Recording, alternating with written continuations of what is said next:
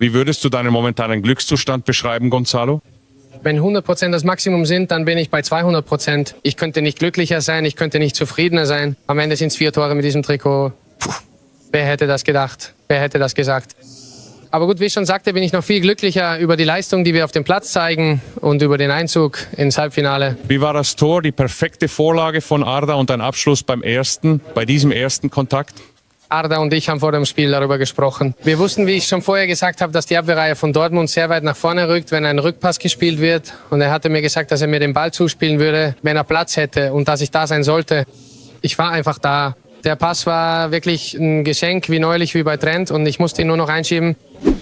Hallo meine Freunde, hola Madridistas, das waren die Worte vom überglücklichen Gonzalo Garcia, dem Shootingstar dieser Club-WM, aktuell Torschützenkönig, und er lebt den Traum eines jeden Madridistas. Das hatte ich tatsächlich letzte Woche schon gesagt, aber sein Traum geht einfach weiter. Ja, Real Madrid gewinnt absolut verdient, auch wenn es am Ende nochmal sauknapp wurde, mit 3:2 gegen Borussia Dortmund und steht im Halbfinale der Club-WM. Dort treffen wir am Mittwoch auf den aktuellen Champions-League-Sieger Paris Saint-Germain. Ein absoluter Kracher. Ja, heute in dem Video reden wir natürlich über das Spiel von gestern. Wir schauen auch, wie unsere Konkurrenz gespielt hat. Was sagt Xabi Alonso etc. pp. Es wird auf jeden Fall ein sehr interessantes Video. Viel Spaß dabei.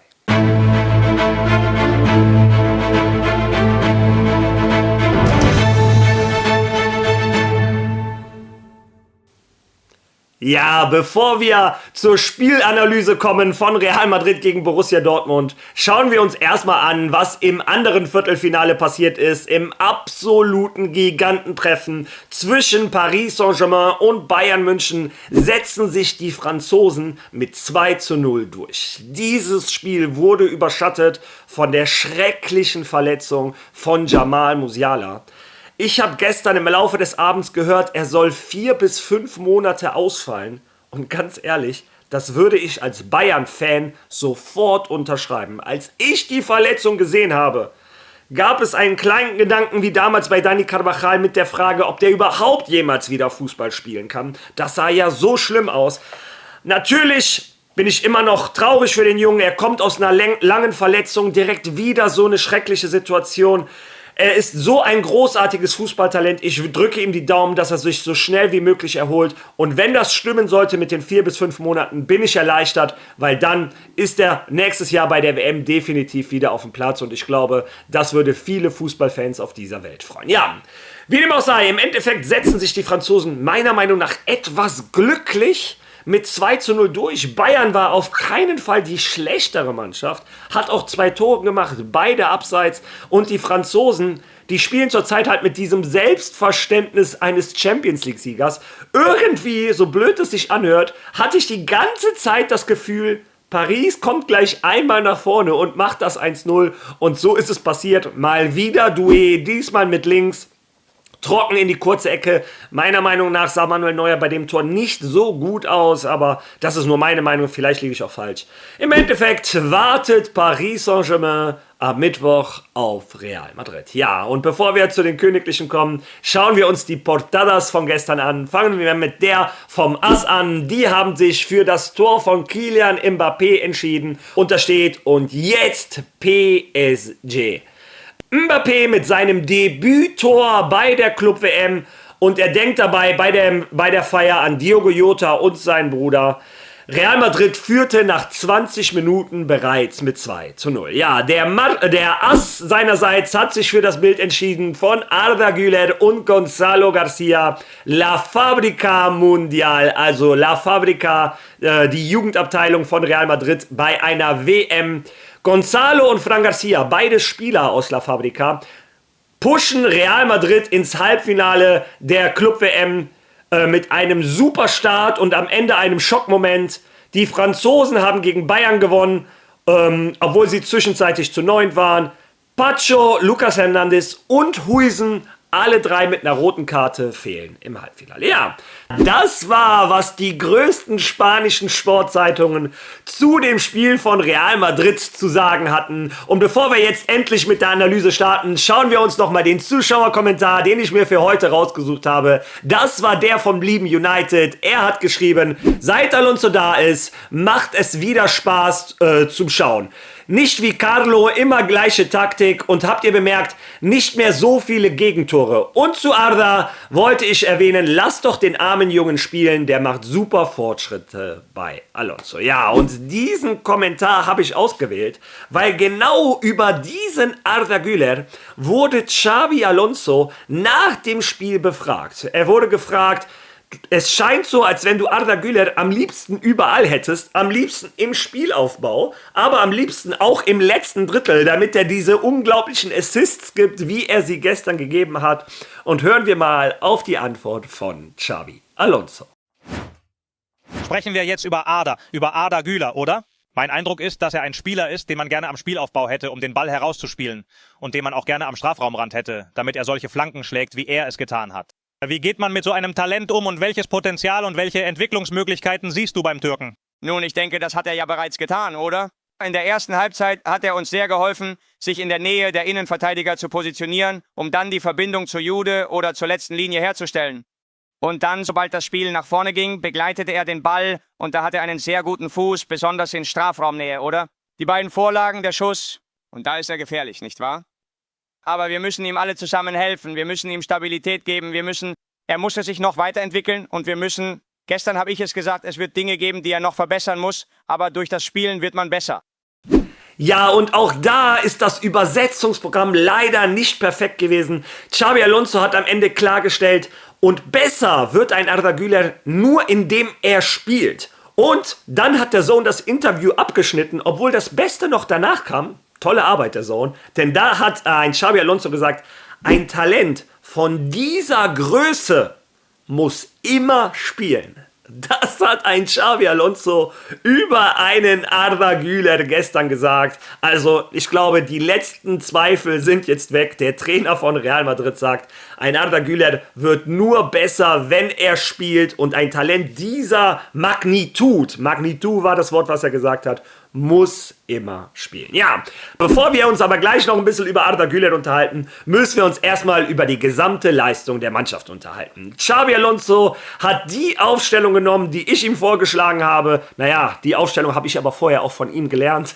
Real Madrid startet wieder mit der gleichen Elf, wobei er mal wieder einen taktischen Schliff reingebracht hat. Ein Xabi Alonso hört nicht auf, uns zu verblüffen.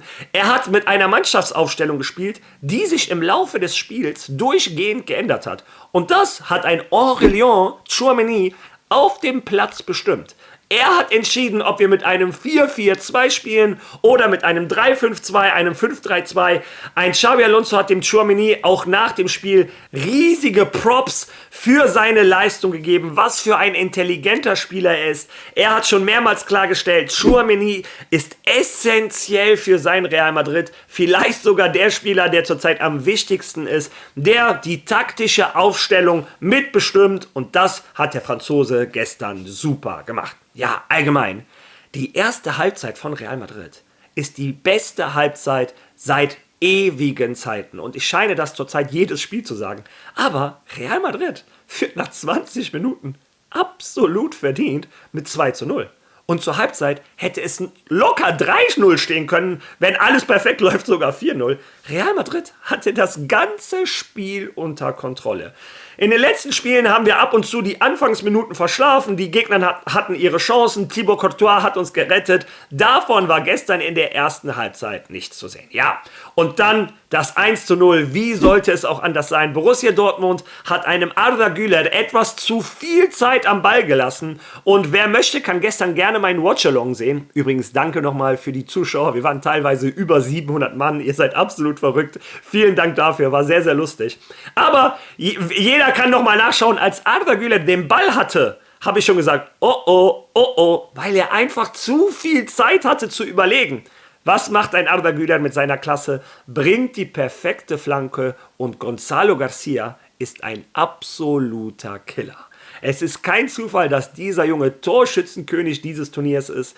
Abgesehen davon, dass er kämpft wie ein, ich kann es gar nicht beschreiben, wie ein Sechser, wie ein Außenverteidiger, der hört nicht auf zu kämpfen, aber er hat noch genug Kraft, um in den entscheidenden Momenten an der richtigen Stelle zu sein und macht eiskalt das 1:0 für Real Madrid. Und, was auch schön zu sehen ist, ein Real Madrid hört nicht mehr nach einem 1:0 auf, Fußball zu spielen und stellt sich hinten rein und wartet auf Konter. Real Madrid hat weiter Fußball gespielt. Real Madrid macht das 2:0 und mein erster Gedanke war, das ist das Xabi Alonso-Tor, wie du es dir vorstellst. Der rechte Außenverteidiger passt den Ball auf den linken Außenverteidiger. Wie oft haben wir das letztes Jahr bei Bayer Leverkusen gesehen oder vor 2 Jahren? Ein Frimpong passt auf einen Grimaldo und das gleiche gestern. Trent Alexander-Arnold passt auf einen Fran Garcia, der das beste Spiel gemacht hat, seit er bei Real Madrid ist. Der war gestern wie eine Mischung aus Roberto Carlos und Marcelo. Der war überall, hat Zweikämpfe gewonnen, gedribbelt. Und ich glaube, das, was die Leistung von Fran Garcia am besten beschrieben hat, war die Reaktion von Kylian Mbappé. Das hätte jeder einzelne von uns sein können, dieses: Was hat denn Xabi Alonso bitte hier aus Fran Garcia gemacht?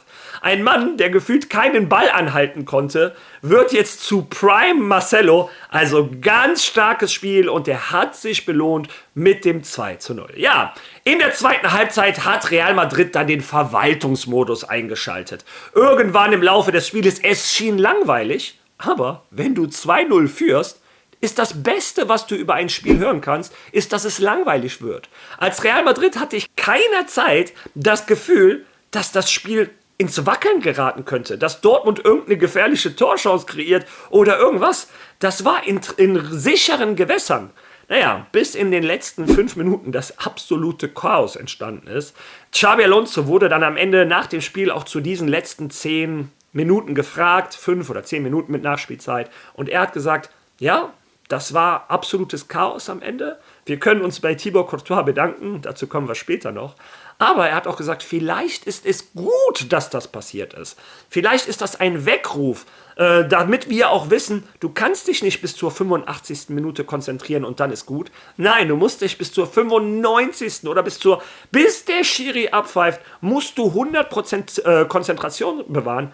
Denn wenn Thibaut Courtois nicht diese Parade gemacht hätte, die mich persönlich unglaublich an das Finale gegen Liverpool erinnert hat, also wenn er diese unglaubliche Parade nicht gemacht hätte, hätte Real Madrid in einem Spiel, was die absolut dominiert haben, in die Verlängerung gemusst mit 10 Mann.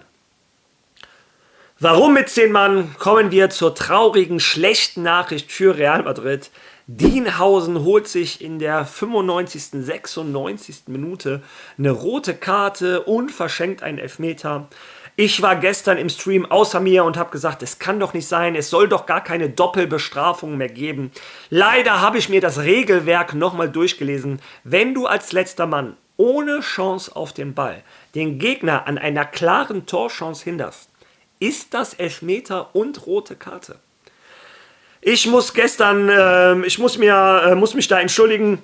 Der Schiedsrichter hat sich absolut an die Regeln gehalten. Tut mir nochmal etwas mehr weh, weil ich hatte im Hinterkopf noch die Hoffnung, dass ein Real Madrid vielleicht nochmal protestieren kann und ein Dienhausen doch spielen kann, weil er einfach ein essentieller Teil von Real Madrid ist. Aber ausgerechnet im wichtigsten Spiel, im schwersten Spiel bisher dieser Club-WM, muss Real Madrid auf dem zweiten Shootingstar auf Dienhausen verzichten. Ja, im Endeffekt, wie gesagt, das Chaos ist eingetreten. Borussia Dortmund macht aus dem Nichts das 2:1, weil Antonio Rüdiger den Ball in die Mitte geklärt hat. Eigentlich, was du als Innenverteidiger lernst, das erste, klär den Ball nicht in die Mitte. Bayer macht das 2:1 und dann dachtest du als Real Madrid-Fan, dass dieses Ergebnis spiegelt das Spiel überhaupt nicht wider. Und dann hat sich Arda Güler genau das Gleiche gedacht und einen super Assist gegeben auf einen Kylian Mbappé, der im Killer-Modus unterwegs ist. Kylian Mbappé macht das 3:1 per wunderschönem Seitfallzieher. Und Kylian Mbappé ist der erste Spieler in der Geschichte, der in allen 7 Wettbewerben getroffen hat. Respekt an den Franzosen. Hoffentlich wird er von Spiel zu Spiel wieder fitter. Dann kann er Real Madrid mit seinen unglaublichen Qualitäten natürlich weiterhelfen. Und dann, als du gedacht hast, jetzt ist das Ding aber durch, Real Madrid führt verdient 3:1, es hätten noch mehr sein können, macht Borussia Dortmund wie bei FIFA einen Anstoßglitch, so hieß das früher doch, und einfach nur, die laufen zu dritt nach vorne, langer Pass auf Guirassy und Dienhausen macht diese Dummheit, das muss man leider so sagen. Elfmeter, rote Karte, Horrorszenario, Dortmund verwandelt den Elfmeter stark, Guirassy super geschossen. Ja, und dann die Szene, die ich euch eben gezeigt habe. Dortmund schmeißt nochmal alles nach vorne. 98. Minute. Der Schiri hatte so einen Spaß am Spiel, dass er nicht abpfeifen wollte. Sabitzer mit einem tollen Schuss. Und Thibaut Courtois rettet uns vielleicht diesen Wettbewerb. Mal schauen, wie die Verlängerung gelaufen wäre, muss man sehen. Für mich ist Madrid trotz alledem absolut verdient weiter. Ja. Wenn wir auf die einzelnen Leistungen kommen, Thibaut Courtois, glaube ich, habe ich schon alles gesagt. In der Innenverteidigung, Dienhausen hat mir wieder stark gefallen. Rüdiger braucht noch ein bisschen, um bei 100% zu sein. Die Außenverteidiger, Fran Garcia ist zum MVP gewählt worden. Ich glaube, das sagt alles. Sein bestes Spiel, 5. Spiel von Madrid, 5. verschiedener MVP. Also ganz stark Madrid. Die Teamleistung stimmt, was ein Xabi Alonso da macht. Es macht wirklich, wie im Kommentar eben gelesen, einfach nur Spaß, dieser Mannschaft zuzuschauen. Auf seiner Seite Trent Alexander-Arnold, der danach ein sehr emotionales Interview gegeben hat, wegen Diogo Jota und dem Bruder André Silva. Natürlich hat er etwas mehr über Diogo Jota geredet, weil er nun mal sein Teamkamerad war. Naja, traurige Szene, aber vorher, wie gesagt, Trent Alexander-Arnold, 2. Assist im 2. K.O.-Spiel dieser Club-WM. Der Engländer kommt immer besser in den Kader. Im Mittelfeld Bellingham, Valverde, Arda Güler, müssen wir diesmal Arda Güler hervorheben. Nicht nur wegen seiner 2 Assists, wie Xabi Alonso hinten am Ende auch gesagt hat. Er war auch derjenige, der dafür gesorgt hat, dass Real Madrid diese Dominanz ausstrahlen konnte, dass wir einen sicheren Spielaufbau hatten. Und der Türke ist auf jeder Bewertungsseite der Spieler mit der höchsten Bewertung geworden. Mal wieder, das schafft er immer wieder. Und wir wissen, wie ein MVP gewählt wird. Ein Tor ist wesentlich wichtiger als eine Parade oder eine Defensivaktion oder Assist. Deshalb ist es Fran Garcia geworden. Aber wenn du auf die Bewertungsseiten geachtet hättest, dann wäre er mal wieder MVP von Real Madrid geworden. Ja, und vorne drin Vini und Gonzalo.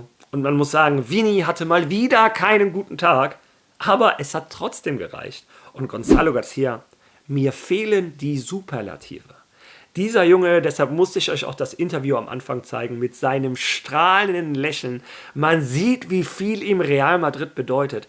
Man sieht, wie er diese Chance mit beiden Händen packt und zum absoluten Killer mutiert. Und inzwischen wird bei Real Madrid im Twitter-Universum schon nicht mehr diskutiert, ob Gonzalo Garcia startet. Es wird langsam diskutiert, ob Vini oder Mbappé an seiner Seite starten sollen, damit wir mal sehen, was für einen Impact dieser Junge hatte. Ja, im Großen und Ganzen habe ich bestimmt hier oder da was vergessen, aber absolut zufrieden mit der Leistung von Real Madrid. Vor allem mit der ersten Halbzeit Weltklasse. Danach noch eine Kombination, wo Arda auf Trent auf Valverde, Valverde auf Tchouaméni, der auf Bellingham. Vini lässt den Ball zwischenzeitlich noch durch. Bellingham steht alleine vom Tor, schießt ein Stück daneben. Das wäre eine Traumkombination gewesen. Ja, erfrischender Fußball von Real Madrid und ich freue mich jetzt schon auf Mittwoch. Lass du jetzt bitte deine Meinung zu dem Spiel und zu diesem Video in den Kommentaren. Wenn du schon mal da bist, liken, teilen, followen. Du weißt, wie YouTube funktioniert und tust mir natürlich einen Riesengefallen. Und ich würde sagen, wir sehen uns morgen in alter Frische wieder. Bis dahin, genießt den Sonntag und Alaba!